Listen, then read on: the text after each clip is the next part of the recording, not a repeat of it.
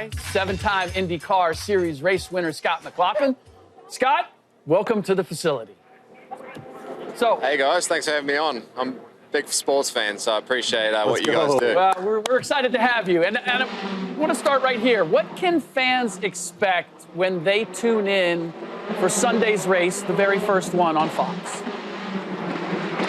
A lot of chaos. There's a lot of egos been put in a cage for about 6 months. So it's we're all excited to get going and race again, and racing around the streets of St. Petersburg at about 185, 190 mile an hour. So it's fast paced, it's exhilarating, and hopefully everyone enjoys it when they tune into Fox as well. Heard you're a big football fan, okay? And in football, teams have styles, whether you're aggressive, whether you're a finesse team. Can you talk about your style of racing specifically? Are you super aggressive? Are you a tactician by style? What is your approved solution for you? You'd like to think that you're a little bit of both at times, but I'll probably go Dan Campbell. I'll probably take more fourth downs than I probably need to. But I'm really, you got to have a good mixture of both. But ultimately,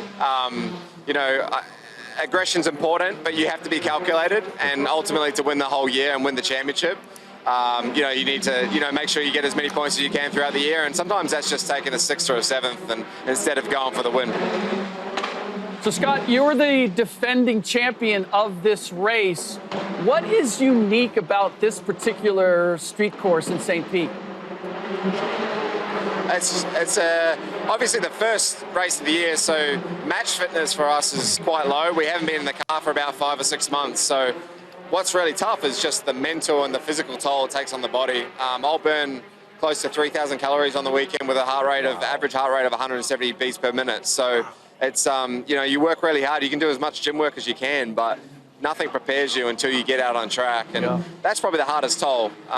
The track itself's fast, a couple of little tight corners, but ultimately the hardest thing is the physical and mental toll.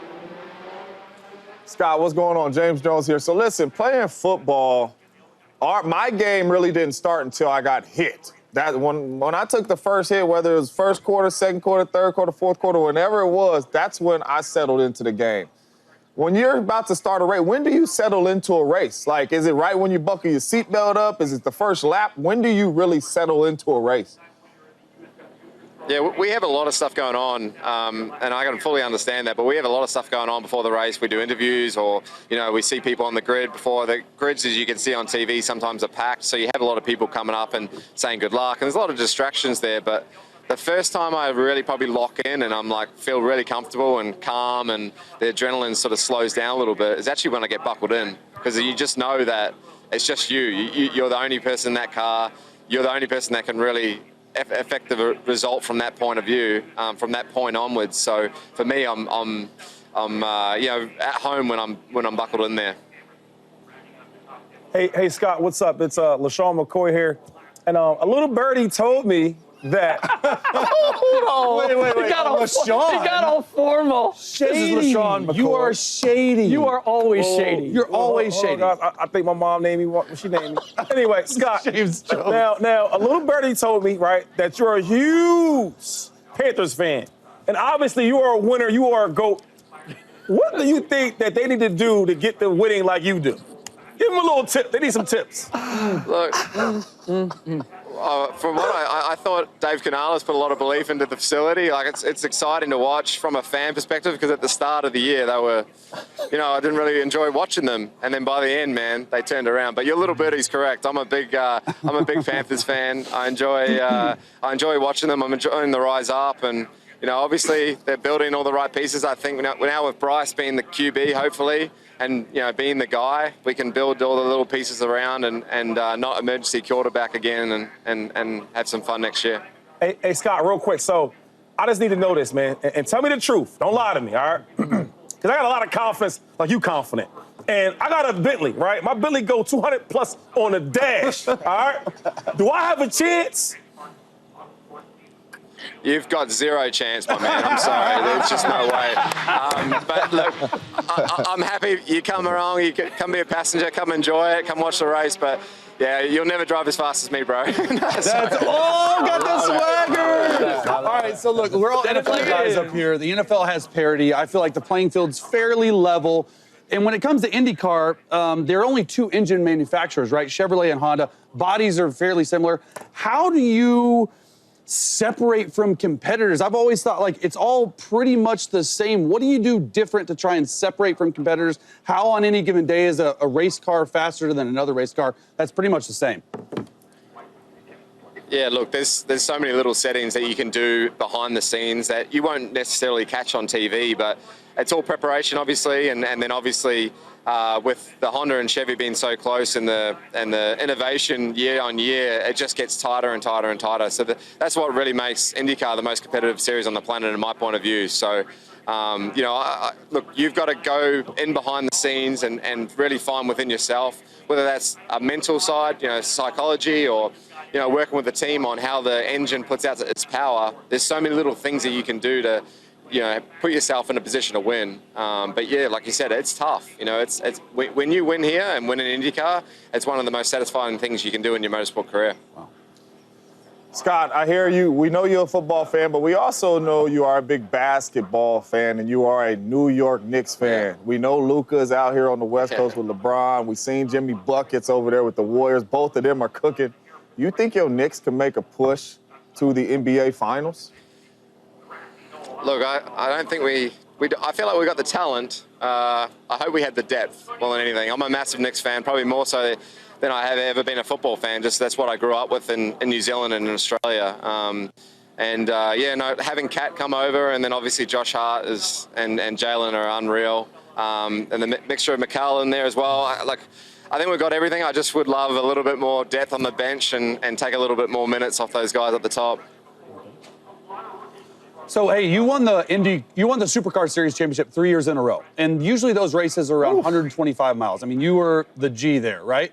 But when you came to Indy, they can be much longer, 200 to 500 miles long. How did you make that adjustment? Because you're in the car a lot longer. Look, it just took time. You know, I mean, this is my 5th year, and I feel like I'm just finally starting to feel my feet, find my feet in this series on a consistent basis. The cars itself, from an IndyCar perspective, compared to the supercar that I used to drive, you know, there's a lot more aerodynamics, a lot more power. So, you know, you're pushing 4 or 5 Gs in the corner, and obviously the speed-wise, I'm doing 30 or 40 miles an hour quicker in the IndyCar than I did in the supercar. So trying to find that comfortability to know and have that confidence to, you know, go between these walls and go really close to them is what took a lot of time. But it's been a fun journey, and I feel like we're slowly, you know, starting to get there, and it's nice to have some wins along the way while you're finding your feet. Hey, Scott, I'm just wondering, conditions-wise, are you a guy that you can go get after it under any conditions, or are there certain types of, whether it's temperature, weather, whatever it is, where that's really your sweet spot? Yeah, no, I look, obviously everyone enjoys the dry and the conditions like we have right now behind me, but ultimately when the rain comes, that really separates the good drivers and the bad drivers, and that you can really separate yourself in a very competitive series like now if there's a little bit of water on the track. So I enjoy the rain. I'm from New Zealand. It rains there nearly every day of the year. So for me, I enjoy going there and enjoy racing the rain and trying to find that last little bit of grip, and it's a lot of fun. Hey, Scott, real quick. So when I go to like all the Dave & Buster's, I'm one of the top guys in the arcades, right? When I'm driving, I beat all my friends. So we actually decided to do the ride-along, I think in April in California. What should we expect, though? Because I know it's different from the arcades, obviously. Yeah. No, I think feeling the forces on your body for the first time, it's incredible. You know, like I said before, we're pulling 4 or 5 Gs in that car that you'll jump in. You'll probably pull half of that, but it still will feel, you know, it's twice your body weight, 3 times your body weight. So it's incredible, but I'm looking forward to hear how it is for you. All right, hey, listen. Real quick, can I ask you one more? Yeah. Scott, really quick, because I want to know, how many cars, is it a new car every race? Or like how many cars do you have? Or do you just have like one car that you rock with all season long or something? No, we normally have 6 or 7 cars throughout the whole season that we switch in and out of, at least on our team that I know of. So I'll race one this weekend, and then a couple of weeks' time I'll race a different one. And a couple of weeks' time after that I'll race a different one again, and then we'll just sort of cycle them throughout the season. Hey, Scott, is there any chance that in the car, will you listen to Drake or Kendrick Lamar? Oh, that's a touchy subject right now, isn't it? No, look, I was a Drake guy, but I'll jump on Kendrick for a little bit here.